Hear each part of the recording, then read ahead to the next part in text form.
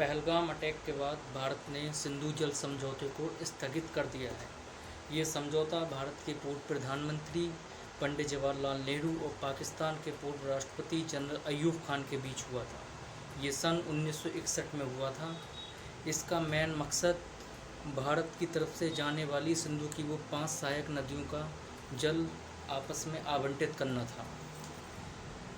इसका उद्देश्य ये था कि कितनी नदी का जल भारत को मिलेगा और कितने का पाकिस्तान में जाएगा, कितने का उपयोग भारत कर सकता है और कितने का पाकिस्तान कर सकता है। तो इस संधि के माध्यम से ये तय किया गया कि रावी, सतलज और ब्यास का जल पूरी तरीके से भारत के नियंत्रण में रहेगा और झेलम, चिनाब और सिंधु का जल पाकिस्तान को आवंटित किया गया था। इन तीनों नदियों का, सिंधु और झेलम चिनाब के जल का भारत सीमित उपयोग कर सकता था, यहाँ तक कि 20% तक ही उपयोग कर सकता था। जब सिंधु जल समझौता हुआ था तब दोनों देशों के बीच में एक सिंधु आयोग का भी गठन किया गया था। इसका उद्देश्य ये था कि अगर दोनों देशों के बीच कुछ भी ऐसा होता है जिसमें रजामंदी नहीं है तो दोनों देशों के हाई कमिश्नर के मिलने का भी प्रावधान इस आयोग में था।